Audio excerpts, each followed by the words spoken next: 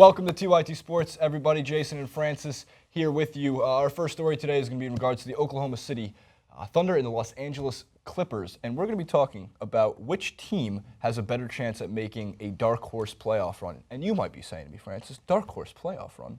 It's the third and fourth seeds in the Western Conference. Those are two teams that could win an NBA title. But when you look at the standings, which we have for you right here, the Spurs and the Warriors are so far ahead, so on a different level of at least regular season play. Neither of them have lost at home, and both those teams boast the two best road records in the league, save for maybe the Cavs in the Eastern Conference. But we're talking complete dominance. These two teams are putting together two of the greatest regular seasons in history, top 10 for sure. The Thunder and the Clippers, however, are still doing their part to at least make it to the second round of the playoffs, because I'm going to be honest here, I don't see a Grizzlies, Blazers, Mavericks, or Rockets, if the playoffs started to say, and spare me the Jazz and the Nuggets, from taking them down in the first round, right? So we have Chris Paul's Clippers, we have Kevin Durant and Russell Westbrook's Thunder. Do you see either of these teams making a dark horse run? And if so, how would they do that? So when I hear the phrase dark horse run, I'm thinking, okay, they're going to go past their expectations, right? So I'm thinking they're going to go to, basically for me, the Western Conference Finals, potentially the NBA Finals. Out of those two teams, is there a team in there that I could see potentially doing that? I have to gauge how they've performed against those teams that they're going to try to have to beat. They have to beat Golden State, or not have to beat Golden State and the Spurs, or however it figures out. For me, OKC, I think just edge it based on how I've seen them perform against those bigger teams. Right now, we've talked about the Clippers quite a lot this year. There's certain times we come in, and I gauge the Clippers' reaction based on our EP and his thoughts on it, right? And it's constantly like it's either we can do it or we're just not clutch enough. We're just not clutch, and that's a sports fan. That's the truth, and that is how. And when I use that term clutch, which I've embraced since I've came to America, it does make sense. It makes sense on how the Clippers adjusted without Blake Griffin, how they look to be more clutch in that situation. And then you see them come up against their bigger competitors, and they still cannot overcome them. And I think when it comes down to it, you see Steph Curry go completely insane against OKC in order to beat them after he takes them into overtime. So in specific examples like that, I think that OKC, with the star power they have, specifically with Westbrook and Kevin Durant, just edge it for me. Do I think either of them will? No, because I think we're seeing something very special this year. I think that the Spurs have been almost cast aside by media simply because, and that's not being disregarding media in their attempts to do this. It's natural because the Golden State Warriors are unbelievable. Right. Steph Curry is having a just outright phenomenal season, so you can't even blame the media for not focusing on the Spurs.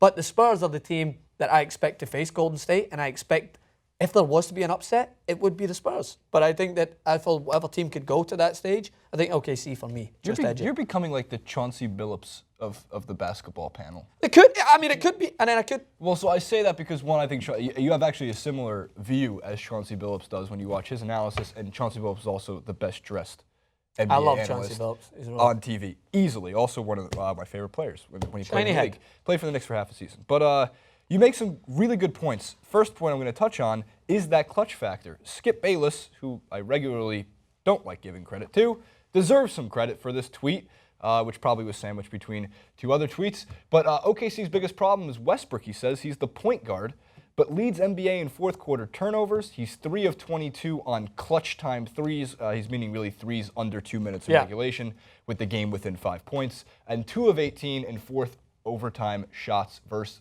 the Warriors and the Clippers. So you touched on those perfect points. Westbrook struggles in the moment, right? He's not Damian Lillard in the moment. He's not Steph Curry in the moment. Doesn't mean he's not capable. Remember, Chris Paul had the same problem for a long, long time, but he proved that wrong last year when the Clippers beat the Spurs. Now, the Spurs are a better team this year. With LaMarcus Aldridge, they got a little bit younger. Kawhi is more improved. Robotic man Tim Duncan in his 25 years playing in the NBA. I'm sorry, he's 45 years playing in the NBA. He's the only guy that you could play like classic teams and go all the way through the generations, and he's still on the team. 2 decades ago, he's the only guy who Greg Popovich hands in like the injury report, and he puts did not play parentheses old. Like actually, not even rest. just old. The guy's 401k is booming in the NBA. Right. He's never spent $1 on anything. He drives a Kia probably. So with the Thunder and the Clippers, I give the edge ever so slightly to the Clippers because last year, save for them throwing away the second round to the Rockets, sorry to bring that up again, Dan, but they were going to go to the Western Conference Finals. They should have gone to the Western Conference Finals, and they really need to get that over the hump. And they're also playing very well without Blake Griffin, and they'll get Blake Griffin back. Hopefully, Doc Rivers will take this as a sign to adjust in the fourth quarter, to maybe draw different inbound plays for different players. I also love when Chris Paul says, screw it, I'm not going to use my brilliant court vision to pass the ball to a different shooter. I'm going to take the shot because we know he's capable of doing that. So my edge to the Clippers for one more reason is defense. Charles Barkley has always been saying all year long, the Thunder, man, they don't play defense. You cannot win or you have a very small chance of winning 7-game series when you give up 100-plus points a game, let alone 110-plus points a game. Mm-hmm. The one thing, though, that bogs me down with the Thunder, they do have Kevin Durant and Russell Westbrook. And I know two superstars, like, how is this team? And they've been to the finals before. Yeah, they've been there. Different coach. Billy Donovan's a first-year coach. I'm just going to give it this little edge, if there's a dark horse run to the Clippers, for experience, defense, and that we've seen them beat a Spurs team before. One thing that I think, you probably touched on a bit in terms of those specific factors, decision-making for me is a problem with OKC.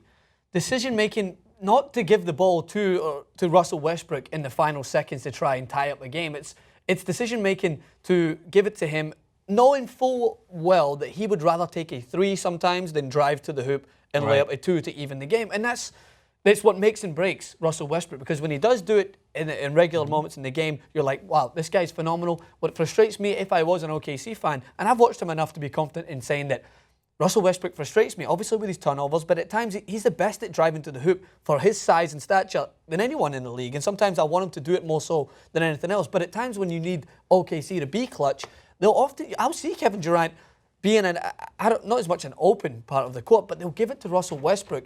Rather than finding Durant, he will often take the shot himself. And that is part of his character because he believes he can make it. And look, man, we've seen Durant Durant is one of the most clutch players in the league. Yeah. His shot against his nickname's the Slim Reaper for a reason. He puts death on other teams. I think his shot against Golden State in the dying minutes was often a little underwhelming because of what Steph Curry did and everyone covered it in the media. But his shot was so difficult nonetheless. And in that example, I'm like, yes, okay, get it to the man who you know can find a shot in these difficult situations. His long limbs allows him, even when guarded, to get off a shot more often than the likes of Russell Westbrook. So it's decision-making for me. It's crazy. You know, Russell Westbrook in like those waning seconds of the fourth quarter and overtime, this is a guy who's almost, not averaging a triple-double this season, but he's not far off.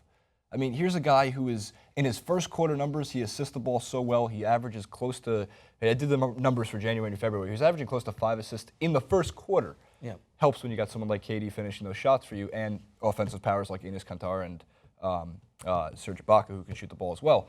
But again, I think defense is still so underrated. I think it's what makes Kawhi Leonard such a special player and the Spurs is such a special team.